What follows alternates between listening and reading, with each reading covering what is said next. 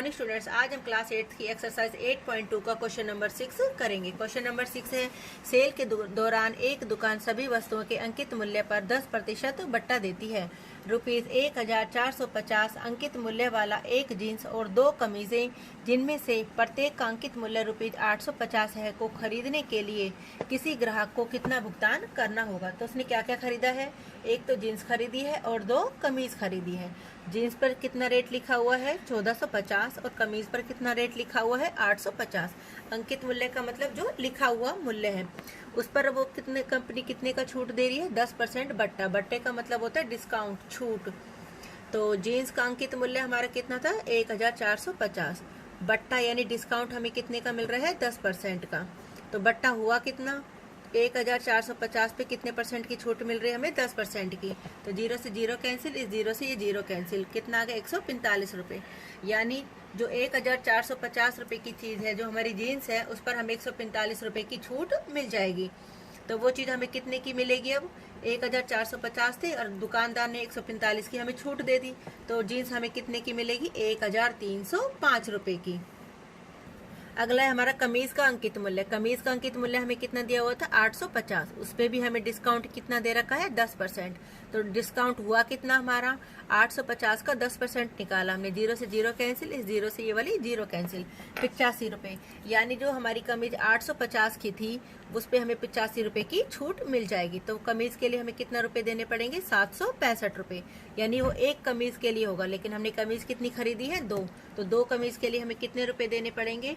765 की हम 2 से गुना कर देंगे, तो 1530 रुपये। यानी अब हमें कितने रुपए उसको दुकानदार को देने पड़ेंगे? ग्राहक को जितना भुगतान करना होगा 1305 रुपये। ये तो किसके थे? जीन्स के। और 1530 रुपये ये किस चीज के थे? 2 कमीजों के। तो टोटल रुपए कितने देने होंगे? 2835 रुपये। यानी जो हमारा डिस्काउंट है वो हमारा क्या होता है? घटता है।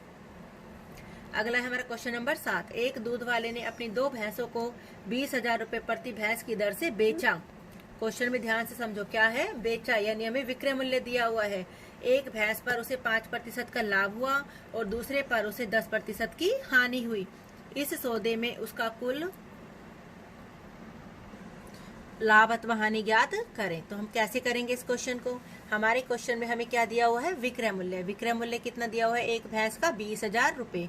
अब हमें क्या दिया हुआ है? लाभ 5%। मैंने पहले भी बताया था पहले क्वेश्चनों में कि जो लाभ या हानि होती है वो हमेशा किस पर होती है? खरीद पर, यानी क्रय मूल्य पर। अब हमारे पास क्वेश्चन में क्रय मूल्य होना बहुत जरूरी है। अब क्रय मूल्य हमें नहीं दिया हुआ कि भैंस हमने खरीदी कितने में, तो हम क्या करेंगे? ऐसे क्वेश्चन में फॉर्मूले नहीं लगाने। फॉर्मूले लगाने से क्या होगा? आज तो तुम्हें वो फॉर्मूला याद रहेगा, लेकिन कल को फॉर्मूला भूल जाओगे। तो ऐसे सवालों में जिसमें हमें खरीद ना दी हुई हो, तो हम क्या करेंगे? उन सवालों में खरीद को मान लेंगे। तो माना खरीद या क्रय मूल्य हमने कितनी मान ली? 100 रुपये। लाभ, अब हमें हमारा सवाल इजी हो गया। अब हमें पता है कि लाभ या हानि किस पर होती है? खरीद पर। तो लाभ कितना हो गया हमारा? 100 रुपये पर कितने परसेंट का लाभ था? 5% का, यानी 5/100। 100 से 100 कैंसिल हो गया, 5 रुपये। यानी हमें 5 रुपये का लाभ हुआ। तो विक्रय मूल्य कितना हो गया? हमने 100 रुपये में चीज खरीदी और जब हम बेच रहे हैं तो हमारे 5 रुपये का लाभ हो रहा है। तो इसका मतलब वो चीज हमने कितने में बेची होगी? 105 रुपये में। अब हमारा क्वेश्चन है एक एक नियम से। यदि विक्रय मूल्य 105 रुपये है तो हमने खरीद कितनी मानी थी? 100 रुपये। यदि विक्रय मूल्य 1 रुपये है तो खरीद कितनी हो गई? 100/105 रुपये। यदि विक्रय मूल्य हमें कितना दिया हुआ है? 20,000 रुपये। यदि विक्रय मूल्य 20,000 रुपये है तो खरीद, तो क्या हो जाएगा? 100/105 गुना में 20,000। तो 5 दूनी 10, 0, 5 दूनी 10, 5 एकम 5। तो 20,000 की 20 से गुना की तो हमारा कितना आ गया? 4 लाख। और बटे में कितना है? 21। 4 लाख की हमने 21 से भाग की तो हमारा आंसर आ गया 19,047.62 रुपये। भैंस का विक्रय मूल्य भी हमें कितना दिया हुआ है? 20,000 रुपये। लेकिन उसको बेचते हुए हमें क्या हो रही है? हानि 10%। तो हमें क्या करना पड़ेगा? इस क्वेश्चन में भी खरीद माननी पड़ेगी। तो माना खरीद 100 रुपये, हानि कितनी हुई? खरीद पर 10%, यानी 100 का 10%। 10% ये दिया हुआ हमें, 100 से 100 कट गया, 10 रुपये। अब विक्रय मूल्य कितना हुआ? अब जब हमने 100 रुपये में चीज खरीदी और हम बेच रहे हैं तो हमें हानि हो रही है। इसका मतलब हमने वो चीज 100 रुपये से कम में बेची। कितने रुपए कम में बेची? 10 रुपये कम में बेची। तो कितने में वो चीज बेची हमने? 100 में से 10 घटा दिया, 90 रुपये। यानी चीज हमने खरीदी 100 रुपये में, बेची कितने में? 90 रुपये में। अब यदि विक्रय मूल्य हमारा 90 रुपए है तो खरीद हमारी 100 रुपए। जो चीज पूछी जाती है वो हमेशा कहाँ रखते हैं, सीधे हाथ की तरफ। यदि विक्रय मूल्य 1 रुपए है तो खरीद हो गया 100 बटे में 90।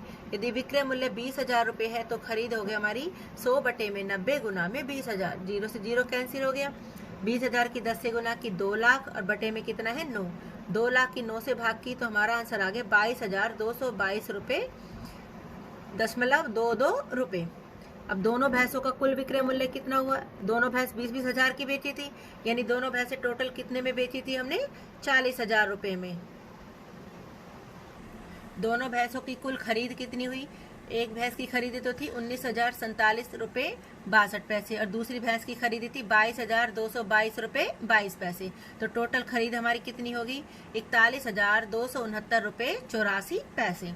यानी बेच रहे हैं हम 40,000 रुपए में और खरीद रहे हैं इतने में। इसका मतलब हमें क्या हो रहा है, हानि हो रही है। हम खरीद ज्यादा में रहे हैं और बेच कम में रहे हैं, तो हमें कितने की हानि हुई, 41,269.84 में से हमने 40,000 घटा दिए। हमें कितने का नुकसान हो रहा है, 1,269 रुपए 84 पैसे। Thank you.